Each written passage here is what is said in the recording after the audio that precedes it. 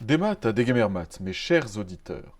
Je suis le Marveiler, et nous nous retrouvons aujourd'hui pour encore une autre de mes causeries, qui cette fois consistera à enterrer une bonne fois pour toutes la galomanie et le narratif galomaniaque.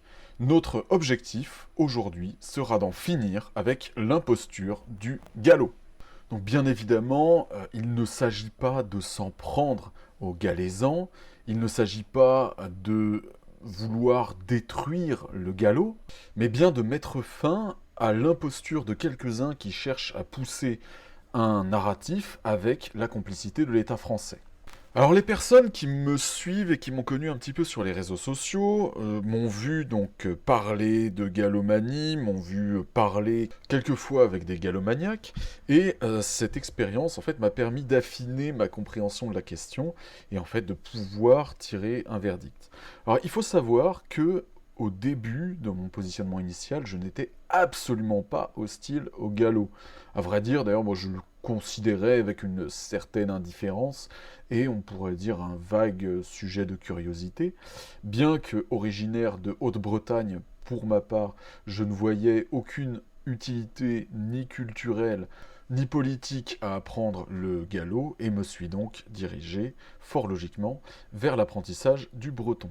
En fait, donc comme je le disais précédemment, c'est au contact de ces galomaniaques, donc de ces gens qui poussent un narratif faux et mensonger, que je me suis, on pourrait dire, radicalisé, particulièrement considérant les injures dont les dits galomaniaques ont fait preuve à mon encontre, suite à mon refus d'avaler sans discussion leur narratif. Donc je me suis fait traiter, entre autres, de sale raciste, de petit con, d'ignorant, de sale brézounec, etc., etc. Donc, vous pouvez le constater et le comprendre que ma colère, on pourrait dire, mon énervement à leur endroit est légitime, d'autant plus que, eh bien, les galomaniaques sont généralement, eh ben, il faut le dire, on va mettre les pieds dans le plat, des fous et des menteurs. Bon. En ce qui concerne le galop proprement dit, donc mon avis qui est dépourvu de tout jugement moral, ce patois est voué à disparaître d'ici une génération. Il n'est pas assez différencié du français, dont il est un patois, il n'a aucune utilité ni publique ni politique, il n'a aucun intérêt populaire et il n'a aucun suivi littéraire. Donc, à mon avis, c'est son destin de se fondre dans sa langue nationale de référence qui est le français, et à ce niveau-là, le galop ne fait pas exception. Alors, en ce qui concerne la galomanie proprement dite, il est toujours utile de rappeler que c'est un phénomène très récent. Le narratif idiot des langues de Bretagne a en effet été institué par la région Bretagne, donc infestée de jacobins et d'affidés à leur solde, en 2014. Contrairement aux Bretons, en fait, le galop n'a engendré aucun mouvement romantique, aucune poussée nationale.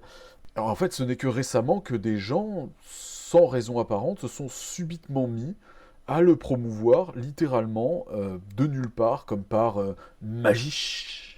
Par contre, il y a une certaine frange de la gauche dite prolétarienne qui s'est emparée immédiatement de la défense du patois gallo au nom du discours victimaire ambiant qui est basiquement nous les Galaisans, nous sommes des pauvres victimes, etc., etc. Et moi je parle la langue de la terre, je parle la langue du pays, donc autrement dit je suis un vrai gauchiste.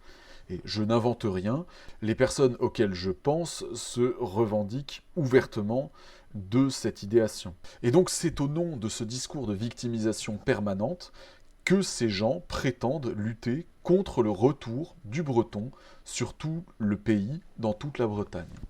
Ces gens tiennent également un discours de division, qui est encouragé par le jacobinisme français, bien évidemment, et ses affidés, puisqu'il s'agit de monter les Bretons les uns contre les autres, en créant artificiellement une communauté galaise qui s'opposerait à une communauté britophone, engendrant ainsi une séparation artificielle des populations bretonnes et donc un déchirement.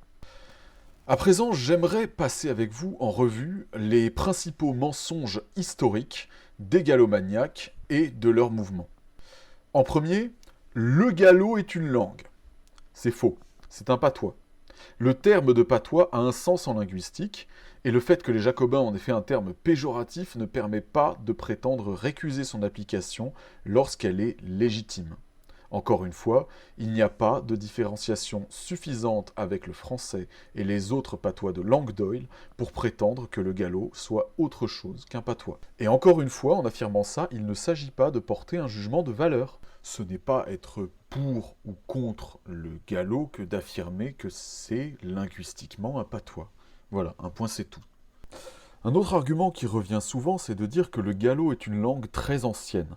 Alors là, on nous sort les chiffres les plus délirants. Le gallo, cette langue qui a 2000 ans, cette langue antique parlée depuis une éternité, etc. En réalité, c'est absolument faux. Le gallo est un patois qui est apparu, on estime, à la fin du XIe siècle, après le retour de l'expédition anglo-normande de la part des Bretons. Donc, sourcé d'après Télène, l'association, qu'on ne peut pas vraiment taxer d'inimitié envers le gallo, puisqu'ils en proposent des cours dans certaines de leurs structures.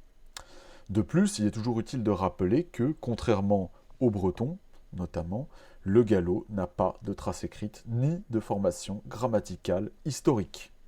Une autre idiotie qui découle généralement de la précédente serait que, soi-disant, le gallo descendrait en droite ligne du gaulois. Alors c'est bien entendu faux, il est absurde d'établir un lien direct entre deux systèmes linguistiques qui ont au moins 5 siècles de distance.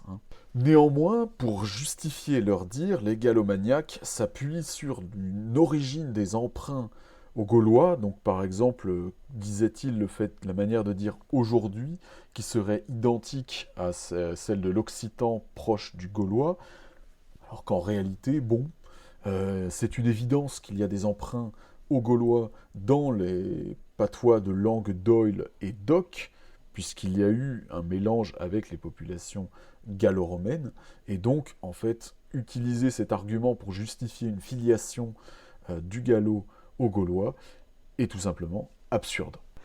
Le mensonge suivant, c'est de prétendre que le gallo est la langue de la Haute-Bretagne. Donc c'est une subdivision artificielle qui a été créée, encore une fois, très tardivement.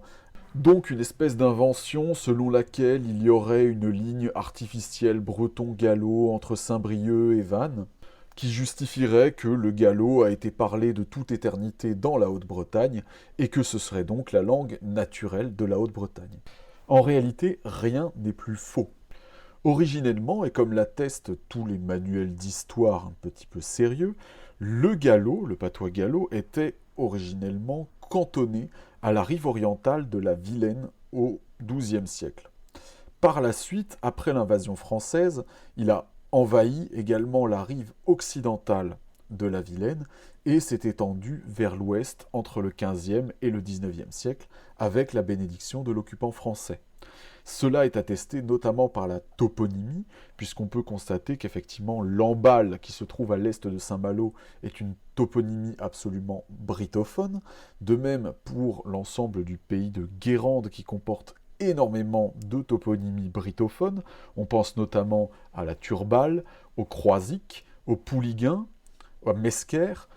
Bref, tous ces vocables qui attestent que bel et bien, en fait, la plus grande partie de la Haute-Bretagne a été britophone et que c'est le gallo qui a envahi la Haute-Bretagne de manière artificielle. De toutes ces conneries, les gallomaniaques vont donc en déduire que les vraies victimes de l'acculturation britophone, c'est eux. Donc ils se basent sur l'idée que lorsque les colons bretons ont traversé la mer Celtique au 5e siècle et se sont installés dans le pays, ils ont opprimé les pauvres Galaisans et les ont obligés à parler breton. Waouh, quels enfoirés! En réalité, c'est évidemment, encore une fois, totalement faux. D'une part, puisque, encore une fois, le gallo n'est apparu qu'au XIe siècle, soit près de 6 siècles après les faits, mais de plus, le consensus historique admet que lorsque les Bretons ont traversé la mer Celtique pour venir s'installer dans la péninsule armoricaine, celle-ci avait été pratiquement vidée de sa population par les guerres et les épidémies qui ont secoué les derniers temps de l'Empire romain, et que cette colonisation de peuplement s'était faite donc avec la bénédiction de l'Empire et des évêques, afin de repeupler un territoire qui était, à l'exception notamment du pays de Vannes, totalement ou presque vide. Donc l'acculturation forcée, encore une fois, n'est que fantasmée dans la tête des gallomaniaques. Un autre mensonge, les Galaisans auraient appris leur langue de leurs parents, les britophones l'ont appris à l'école, donc le gallo est plus légitime que le breton en termes de transmission. Bon, alors déjà d'une part c'est faux, car la moyenne d'âge des Galaisans est encore plus importante que celle des britophones, eh bien c'est ce qu'on obtient lorsque l'on inculque à 2 générations entières la honte de leur langue bretonne, car il faut savoir que la traque de l'école républicaine contre le breton, ou contre d'autres vraies langues comme le basque, a été bien plus violente que contre les patois, qui étaient déjà du quasi-français. Encore un mensonge et une attaque directe cette fois contre le mouvement breton, puisque ces gallomaniaques affirment que d'après le mouvement breton, nous ne sommes pas bretons, donc nous, les Galaisans. Alors c'est faux. Il faut savoir que, s'il est vrai que les britophones mettaient les Galaisans dans le panier des Français, puisque jusqu'au XXe siècle, ils utilisaient le même terme pour désigner l'un et l'autre, donc à savoir le terme Galawed, il faut savoir que c'est le Parti national breton qui, sous la plume de Frances de Bovès, en 1925, a appelé à dépasser ce clivage et à désigner les Galaisans comme des Bretons à part entière, en rappelant qu'ils étaient voués à être receltisés et à réapprendre la langue bretonne, mais qu'ils étaient néanmoins des Bretons comme vous et moi. Enfin, une attaque personnelle qui m'a été adressée à plusieurs reprises, mais pas qu'à moi, au mouvement breton en général. Le mouvement breton serait raciste parce qu'il n'accepte pas notre narratif. Donc déjà, nous sommes d'accord pour dire que le lien de causalité est extrêmement étrange, puisqu'apparemment il suffit de dire non au fantasme des gallomaniaques pour automatiquement être raciste envers le gallo. C'est quand même très étrange. Néanmoins, l'accusation est intéressante, puisque si les gallomaniaques affirment qu'il y a de la part des britophones un racisme anti-gallo, cela veut dire qu'ils estiment que pour eux, les gallos ne sont pas de race bretonne, entre guillemets, et donc en fait ne sont pas ethniquement bretons. Ce qui voudrait dire en fait qu'ils donneraient raison aux britophones pré-1925 et que par induction, ils s'instituent ennemis de la Bretagne et du peuple breton. C'est gênant.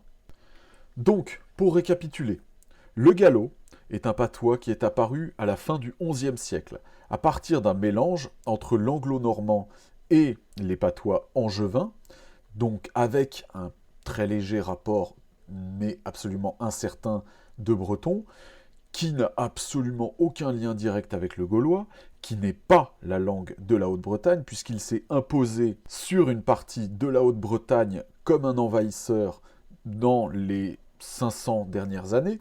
Autrement dit, c'est le gallo qui a acculturé des britophones, et pas le contraire. Et c'est le Parti national breton et l'EMSAO qui a appelé à la réunification de tous les Bretons, qu'ils soient britophones ou galaisans, dès 1925. Donc de tout cela, on peut en conclure que l'appel à receltiser les Galaisans, en fait, n'est pas une acculturation, mais bien une réversion culturelle, puisqu'il s'agit en fait de restituer aux Bretons galaisans leur véritable langue, le breton, que leurs ancêtres parlaient il y a à peine 600 ans, à l'exception de ceux qui se trouvaient sur la rive orientale de la Vilaine. Je le redis encore, une fois, il ne s'agit pas de confondre les Galaisans et les Gallomaniaques. Je n'ai aucune inimitié pour les Galaisans, et au contraire, s'ils veulent utiliser le gallo dans leur vie de tous les jours, grand bien leur fasse. Cependant, encore une fois, ils sont voués à se remettre, comme leurs ancêtres d'il y a plusieurs siècles, à parler breton avec le reste des Bretons. Et ces Galaisans, qui ont toute ma sympathie, ne sont pas à confondre avec les galomaniaques, qui sont des malades mentaux en phase terminale qui fantasment l'histoire. Par contre, ça pose une question réelle qui est quel est le projet politique des galomaniaques au final? Et honnêtement, je suis plus en train de poser la question et la laisser en suspens puisque je ne suis absolument pas certain de la réponse. Est-ce qu'ils cherchent à enclaver une communauté ethno-linguistique fabriquée de toutes pièces en Bretagne? Est-ce qu'ils cherchent à obliger la Haute-Bretagne à parler leur patois contre tout sens commun? Et accessoirement contre la volonté populaire? Est-ce qu'ils cherchent à inventer un pays indépendant, une espèce de Galonistan ou je sais pas quoi? Est-ce qu'ils cherchent à continuer à servir la soupe à la France qui les méprise au nom du régionalisme?